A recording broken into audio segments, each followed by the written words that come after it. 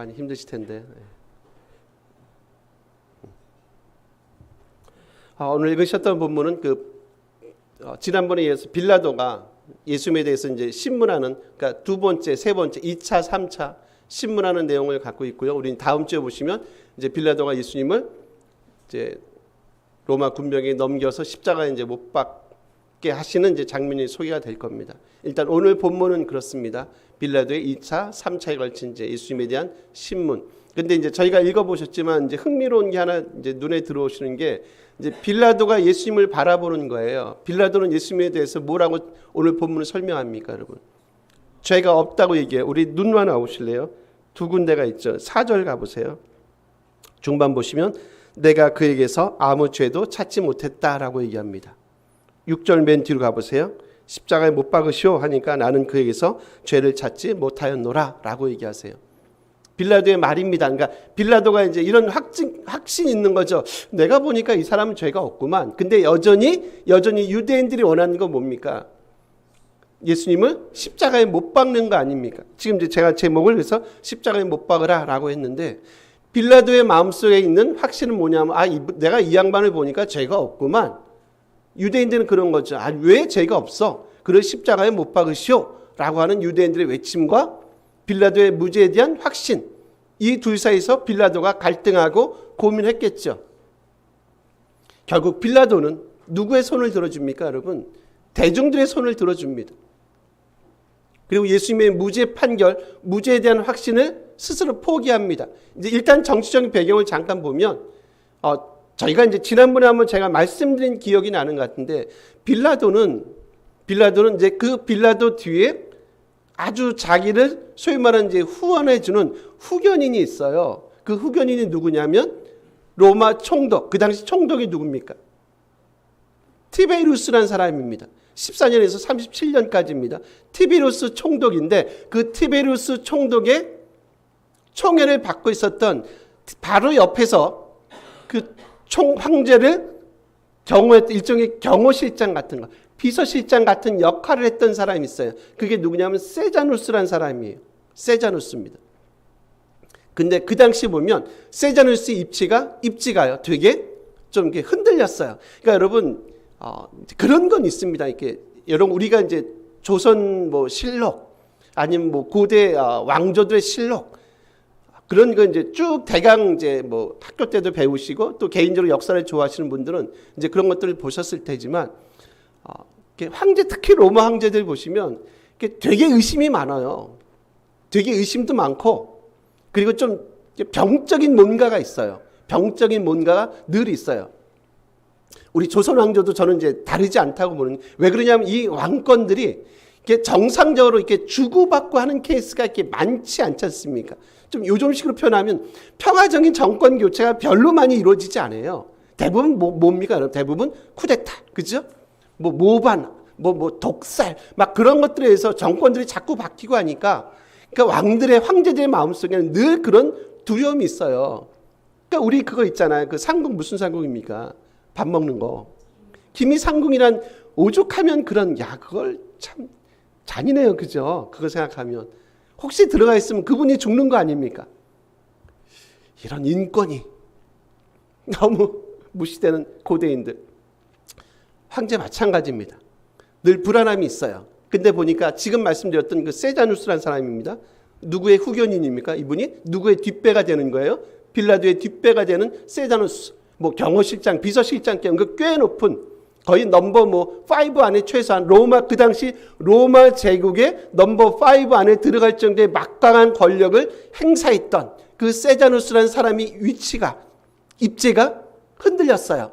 그러니까 황제 눈밖에 나온 겁니다. 그럼 당연히 여러분 누구도 흔들릴 겁니까? 빌라도도 당연히 정치적 입지가 흔들리지 않았겠습니까? 만약에 세자누스의 정치적 입지가 여전히 굳건했으면 당연히 유대인들의 이런 십자가에 못 박으시오 라고 했던 그 유대인들의 그 함성을 제가 볼 땐 그래요. 빌라도는 분명히 묵살시켰을 겁니다. 야, 너희들 무슨 얘기하는 거야? 이것들이 말이지. 조금 숨통을 틀어주니까 내 명령을 거역한다고? 그럴 수 없지. 내가 보니까 이 사람 죄가 없구만 라고 분명히 강력하게 했을 거예요. 근데 빌라도도 자기도 지금 쉽지 않은 겁니다. 근데 이런 일로 자기 인생이 엮이는 걸 원치 않습니다. 그에게서 중요한 건 뭡니까? 이것만 딱 보시면 그에게 중요한 건 뭐예요? 대중들의 외침이죠. 군중들의 소위 말하는 니드입니다. 필요입니다. 군중들의 필요를 채워주고 만족시키기 위해서 뭐를 포기합니까? 구원, 생명, 영생 같은 것들, 보이지 않는 그 뭔가를 사실상 빌라도가 포기하는 모습을 볼 수가 있거든요. 그리고 자기가 듣고 싶은 얘기만 듣고 보고 싶은 것만 보게 되는 빌라도의 모습을 오늘 본문 전체를 통해서 저희가 볼 수 있어요. 여러분, 신앙도 저는 이와 많이 틀리지 않다고 봐요. 왜 우리가 이렇게 힘들어하는가? 왜 우리 한국교회가 이렇게 힘들어하는가? 우리는 보고 싶은 것만 보고요, 듣고 싶은 것만 듣기 때문에 그래요. 제가 최근에 진짜 사람이 그렇더만요. 어떤 분하고 잠깐 약속을 좀 했어요. 예를 하나 들어볼게요. 이제 요건 진짜 있던 일인데, 제가 그랬어요. 우리 역전에서 저희가 살려온 곳이 이제 역곡이니까 거기서 우리가 이제 1시에 만납시다라고 제가 전했습니다. 그럼 이제 우리가 보는 겁니다. 예를 들면 내일 본다고 이제 할게요. 내일 우리가 1시에 우리 여기서 만납시다라고 이제 전화하고 끊었습니다. 알겠어. 그럼 내일 봅시다라고 했어요. 1시 됐는데 이분이 안 오시는 거예요. 진짜입니다. 안 오시는 거예요. 제가 전화를 했어요. 왜 안 오세요? 1시에 우리가 만나기로 하지 않았습니까? 이분이 하는 얘기가 다시 저한테 전화해 주기로 한 거 아닙니까? 제가 그런 얘기를 한 적이 없거든요. 전화해서 다시 우리가 확인하고 막 그러기로 한 거 아닙니까? 아니요. 제가 언제 그랬습니까? 1시에 만나기로 했잖아요. 역에서. 그리고 본인도 예스하고 그리고 끊은 거 아닙니까? 근데 그분 하는 얘기 뭐라고요? 다시 저한테 전화해 주기로 한 거 아닙니까? 아니요. 그런 얘기가 한 적이 없습니다. 제가 딱 보고 느끼고 한 게 뭐냐 그런 거죠. 우리는 자기가 듣고 싶은 거, 자기가 머릿속에 이미 딱 생각이 되면 그게 그냥 정답이 되는 거예요. 지금 주님에 대해서 저는 빌라도도 마찬가지고요. 그리고 유대인들도 크게 다르지 않다고 봐요. 이들은 그냥 이미 뭡니까? 이미 답 적어요. 답은 정해져 있어요. 그리고 그냥 그 답만 기억해요. 과정은 전혀 생각하지 않습니다. 이 예수란 이 양반은 십자가에 죽어야 돼. 이 사람이 유죄, 제가 볼 땐 그렇습니다. 이 사람이 유죄건 무죄건 상관없지. 무조건 당신은 죽어야 돼.가 이미 유대인들이 생각했던 답입니다. 그러니까 그 외에 다른 소리들은 전혀 뭐하지 않습니까? 들리지 않습니다.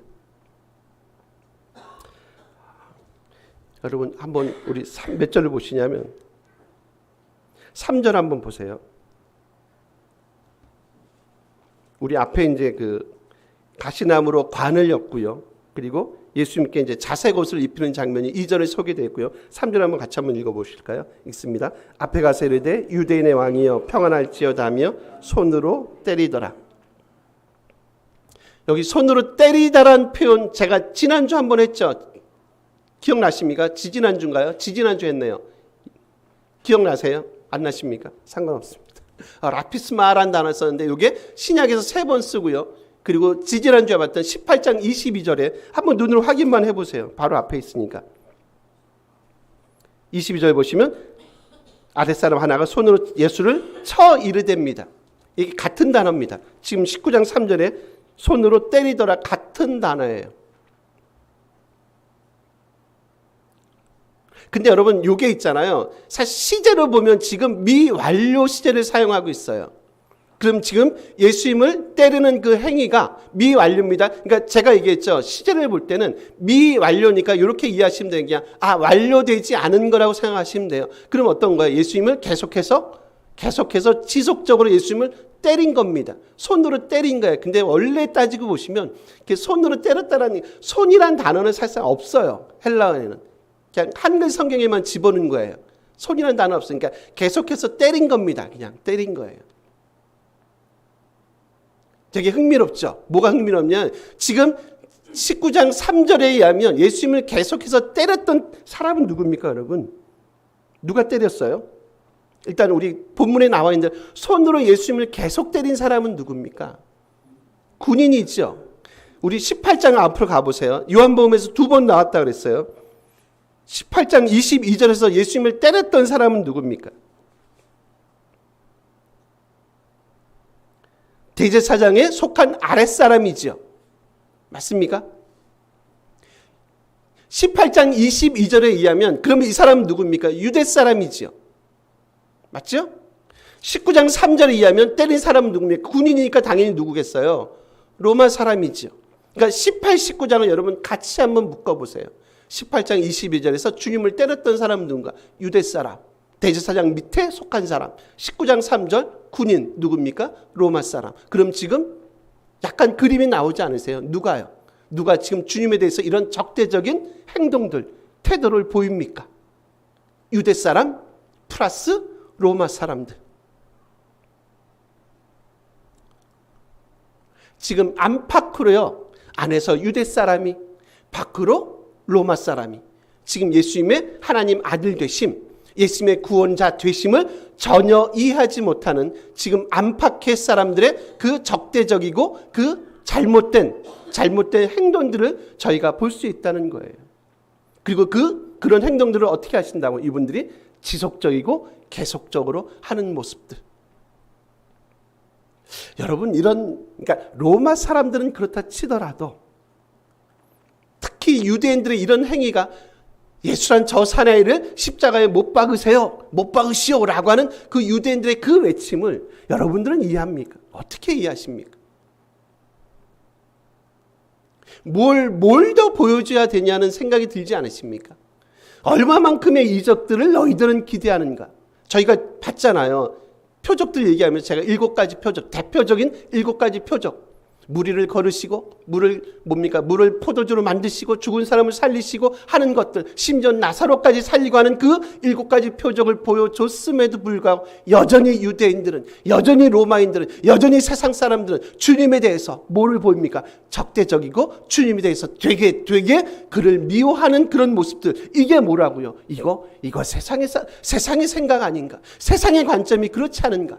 복음이 온 땅에 선포되어지니까 세상 사람들은 그걸 보고, 복음을 보고, 아 정말 그러네, 그 복음 앞에 무릎을 꿇는 것이 아니라 오히려 훨씬 더 적대적인 생각과 적대적인 태도를 보이고 있는 세상의 삶의 태도와 양태를 볼 수 있죠. 그래서 어떻게 보면 참된 신앙과 세상은 참 같이 가는 게 쉽지 않고 어렵겠구나라는 것을 저희가 여기서 다시 한번 확인할 수 있죠. 우리의 논리로 세상을 여러분 설득하시겠습니까? 설득이 되겠습니까? 아무리 센 거를 보여줘도 전혀 다른 가치관, 그리고 전혀 다른 생각과 삶을 살아가고 있는 그들에게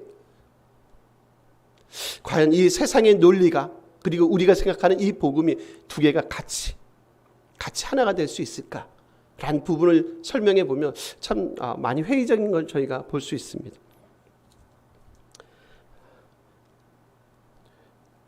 그럼에도 불구하고 어쨌든 세상에 속하지 않은 삶을 살아가야 되는 그리스도인들의 삶의 모습은 되게 중요한 것 같습니다. 하나님에게 속한 삶을 살아내는 것. 우리의 뒷배가 누구인지. 빌라도의 뒷배는 누구라고요? 세자누스요. 어떻게 보면 황제입니다. 황제. 우리의 뒷배는 누가 있는지, 우리가 잡아야 될 끝까지 우리의 진짜 그 강력한 줄은 누구신지에 대한 저는 올바른 선택이 분명히 필요하다고 봐요. 자꾸 끊임없이 이걸 뭐 하는 겁니까? 끊임없이 저희가 상기시키는 거죠. 저희가 서집사님하고 이제 지난주 목요일 날이래요. 저희가 이제 답사를 좀 갔다 왔는데, 가다 보니까 가평 쪽으로 이렇게 가는데 쭉 보니까 이제 요즘 방송에 많이 나오는 그 사이비 교회 있죠? 예, 거기 앞에 우리의 소원은 통일. 예. 어마무시하더라고요. 가평이 되게 좋은 땅인가요? 좋은 산과 물과 이게 섞여, 거기가 이단의 성지라고 얘기하잖아요. 이단의 성지. 거기 말고라도 신땡땡, 제가 알기에 꽤 많습니다. 가평 쪽에. 멀리서 이렇게 가다 보니까 이제 오른쪽에 그 건물이 보이는데, 진짜 어마무시하더라고요. 참 너무 안타깝죠, 여러분. 도대체 거기가 뭐길래 사람들이 그렇게 미혹을 당하나? 그렇지 않으세요? 거기 안에 진리가 있습니까? 지금 제가 알기로는 지금 이제 옛날부터 그랬지만 그 가족 간에 막 권력 투쟁이 엄청나게 여전히 제가 듣기로는 ING 하고 있는 걸로 알거든요. 고소고발이 이루어지고요. 엄마하고 자식들 간에, 그리고 막 그 이름 쓰는 거 있잖아요. 그 통 땡땡 그 이름 쓰는 것 때문에 소위 말하는 상표권 때문에 그것 때문에 엄마하고 자식하고 엄마가 형제들끼리 막 엄청난 일들이 벌어지는 걸로 알거든요. 만약에 그 안에 진리가 있다면, 진짜 그 안에 생명이 있다면 여러분 그러시겠습니까? 교회가 여러 가지 문제가 있어요. 그죠? 뭐 재산 문제도 있고요. 그리고 이제 뭐 아버지의 교회를 아들이 막 그런 문제도 있고 여러 가지 문제가 있어요. 여러분 조금만 생각해 보세요. 과연 그런 교회 안에 진리가 있을 수 있겠느냐는 거예요. 집안에서부터 지금 안에서부터 지금 내분이 일어나고 있는데, 엄마 자식끼리 막 그런 일들이 벌어지고 있는데 정말로 그 안에 진리가 있겠느냐는 거죠. 조금만 생각하면 돼요. 정말 좋은 교회, 정말 건강한 교회, 정말 바른 교회, 그렇지 않은 교회를 조금만 생각하면 눈에 보이지 않습니까? 그 교회가, 그 사이비 집단이 정말 좋은, 정말 거기서 진리가 나오고 구원이 나오고 생명이 나오지 않을 거 아닙니까? 그렇지 않습니까? 거기 안에 무슨 생명이 있어요, 여러분? 싸우는 교회 안에 무슨 생명이 있을 수 있겠어요? 말씀으로 하나가 되는 게 중요하죠. 그것 때문에 주님이 지금 어떻게 보면 십자가에 달리신 거 아닙니까? 진리를 좀 알았으면 좋겠어. 진리가 진정으로 너희를 자유케 하지 않겠니? 라는 거 아닙니까? 왜 세상 것에 우리의 마음과 몸과 모든 영혼을 다 팔아버리느냐는 거죠. 여러분, 유대인들이 얼마나 황당한 논리를 가지고 주님을 십자가에 못 박으라고 하는지를 잠깐 좀만 살펴보고 말씀을 정리하도록 하겠습니다. 여러분 7절 한번 보실래요? 유대인들이 대답합니다. 눈 와보세요. 유대인이 대답하되, 뒤쪽 가보세요. 그가 자기를 하나님의 아들이라 함이니이다. 8절입니다. 빌라도가 이 말을 듣고 더욱 두려워하여 얘기합니다. 여러분, 예수님을 이제 유대인들이 고발하는 건 그렇잖아요. 그가 자기를 하나님의 아들이라 지금 뭐 하는 겁니까? 유대인이 고발하는 거 아닙니까? 그러니까 유대 율법에 의하면 예수님은 지금 무슨 법을 범한 거예요? 신성 모독죄입니다.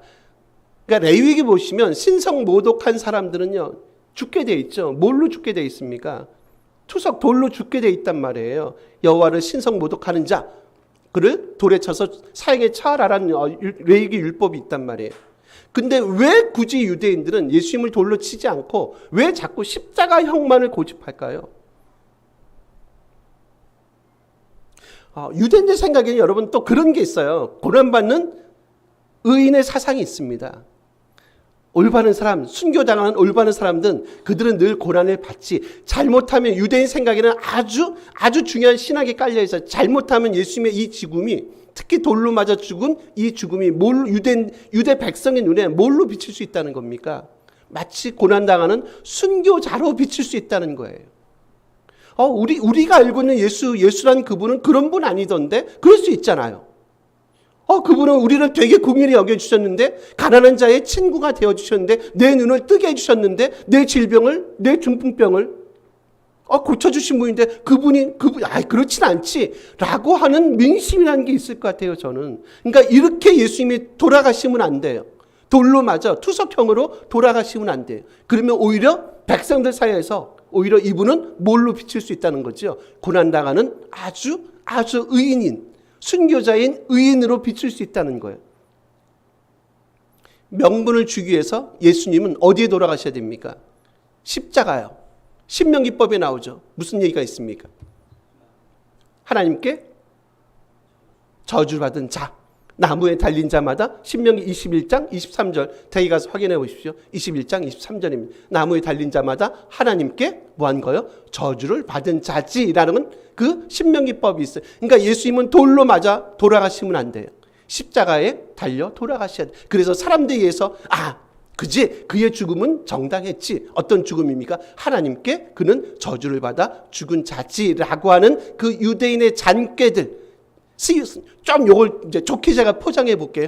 유대인들의 그 지혜로움, 악한 지혜로움이 여러분 과연 하나님의 어리석음을 이길 수 있겠느냐라는 거예요. 유대인들은 머리를 쓴다고 쓰는데 하나님은 그 유대인들의 그 머리씀을 통해서 당신이 원래 예수님에 대해서 이루고자 하는 그 놀라운 구원의 역사를 십자가에서 이루고 마신다는 분이에요. 우리가 아무리 머리가 좋아도, 우리가 아무리 IQ가 높으셔도, 아무리 경험이 많으셔도 여러분이 과연 하나님의 그 어리석음을 이길 수 있겠습니까?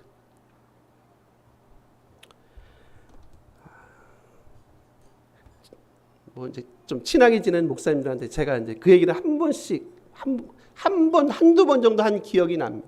무슨 얘기하냐면 절대로 교인들하고 여러분 목사님들은 교인들하고 절대로 머리 싸움 하시면 안 됩니다. 잔머리 쓰지 마십시오. 그래서 제가 조금 나이가 이제 그분들 조금 있으니까 절대 교인들하고 머리 싸움 하시면 안 됩니다. 교인들이 좋으셔서 표현만 안 하는 거지. 사실상 우리 목회자들 머리 위에서 제가 볼 땐 제 해석은 그렇습니다. 교인들이 저희 목회자들 머리 위에서 이렇게 노십니다. 그렇지 않을까요? 장로님이 이제 60이 넘으셨잖아요.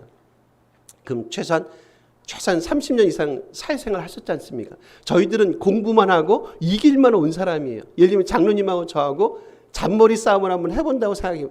제가 이기겠습니까? 장로님 다 볼 것 같아요. 저 신목사 또 잔머리 쓰네? 저 꼼수 쓰네? 그렇지 않아요. 손집사님도 다 마찬가지 아니십니까? 절대로 목회자들은 절대 성도님들하고 잔머리 싸움하면 안 된다. 그냥 여러분 그냥 순수한 대로, 부족하면 부족한 대로, 남으면 남는 대로 그냥 내 모습을 그대로 노출해서 보여주세요. 그래야지 저분들이 받아들이세요. 절대로 머리 싸움 하지 마십시오. 라는 얘기를 하거든요. 여러분 우리 스스로 지혜롭다고 생각하는 그 지혜로움이 좋게 비교는 안 되지만 하나님의 그 어리석음을 이길 수 있겠어요? 하나님과 머리싸움을 하면 여러분의 경험이, 우리의 지혜로움이, 우리의 좋은 IQ가 하나님의 그 어리석음조차도 우리가 이길 수 있겠습니까? 라는 거죠. 전능하신 그분을 이길 수 있겠는가? 절대로. 지금 유대인이 그런 거잖아요. 지금 유대인이 뭐 하고 있다고요? 잔머리를 쓰고 있지 않습니까? 절대로 이기지 못할 거다. 그리고 하나님은 그 유대인들의 그 잔머리를 이용해서 당신이 예수님을 통해서 하고 싶어하는 그 놀라운 구원의 사역을 이루어 가시는 모습을 저희가 볼 수 있어요.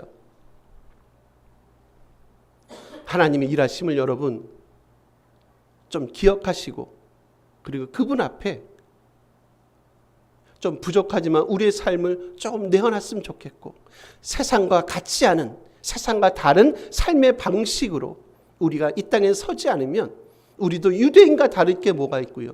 그리고 로마인과 그리고 빌라도와 다를 게 뭐가 있겠습니까? 우리 마지막 하나만 더 볼게요. 우리 12절은 같이 한번 읽어주실래요? 12절입니다. 읽습니다. 이러므로 빌라도가 예수를 놓으려고 힘썼으나 유대인들이 소리 질러 이르되 이 사람 무릇 자기를 왕이라 하는 자는 가이사를 반역하는 것이니. 여기 보시면 유대인들이 소리 지릅니다. 당신이 만약 이 사람 예수님을 놓으면 누가 아니라고 얘기합니까? 가이사의 충신이 아니다라고 얘기해요. 여러분 충신이 그러니까 우리식으로 말하면 신실한 신하라는 개념이 아니라 여기 충신으로 지금 여기 번역된 단어는 필로스라는 단어예요. 많이 익숙하시죠? 뭐죠? 친구입니다. 친구. 그러니까 정확하게 말하면 거죠. 유대인들 소리 지를 때 이 사람을 놓으면 당신은 가이사의 친구가 아닙니다라는 거예요. 이 필로스라는 단어를 그냥 얘는 내 친구, 얘도 내 친구 그렇게 쓰는 게 막 쓰는 표현은 아니에요. 그러니까 황제하고 아주 친밀하고, 그리고 황제가 믿고 신뢰할 수 있는 사람에게 대해서 사용했던 그 당시 표현법이 뭐냐면 필로스, 여기 친구라는 단어라는 거죠. 그러니까 황제하고 관계를 다시 한번 지금 뭐 하고 싶으냐면 지금 다시 한번 환기시키고 싶은 겁니다. 환기시키고 싶은 거예요. 당신은 황제하고 좋은 관계를 맺고 있는 사람이 아닙니까? 당신은 황제의 좋은 친구가 아니요. 근데 이 사람을, 이 반역자를 놓다니요, 석방시키다니요. 그건 아니죠. 그럴 때는 당신이 아마 황제하고 관계에 대해서 당신은 조금 다시 한번 생각해 보셔야 되고, 우리가 어쩌면 당신을 황제에게 고소고발할지도 모르겠어 라고 하는 일종의 겁박이 이 표현 속에 들어가 있다는 거죠. 결국 빌라도는 누구를 택한다고요? 자기 양심에, 뭐 믿는 사람은 아니니까 자기 양심의 소리보다 누구의 소리를요? 대중들, 무리들의 소리를 빌라도는 택합니다. 결국 그는 양심보다 정치를 택합니다. 저는 이 메시지가 지금 오늘 이 시대에 살아가는 그리스도인들에게 되게 중요한 것 같아요. 결정적일 때 우리는 정치를 많이 택하더라고요. 양심의 소리에 귀를 기울이죠. 크리스찬들 같으면 당연히 믿음의 소리에, 하나님의 음성에 그거를 택하는 게 맞지 않습니까? 정치를 택하면 안 되죠. 우리의 뒷배가 누가 있어, 그걸 택하면 안 되는 것 같아요. 정말로 하나님이 원하시는 게, 주님이 원하시는 게 뭔지에 대한 올바른 자기 인식 필요하지 않습니까? 10년, 20년, 30년 평생을 내가 해먹기 위해서 사람을 택한다, 정치를 택한다, 민심을 택한다. 저는 그건 아닌 것 같아요. 여러분 아시잖아요. 세상 정치가 몇 년 갑니까? 세상의 민심이, 사람들의 민심이 몇 년을 가요? 많이 못 갑니다. 이해관계가 딱 걸리면요, 20년, 30년, 40년 친구라도요, 이해관계가 딱 걸리면 하루아침에 돌아서는 게, 그게 사람들의 마음 아닙니까?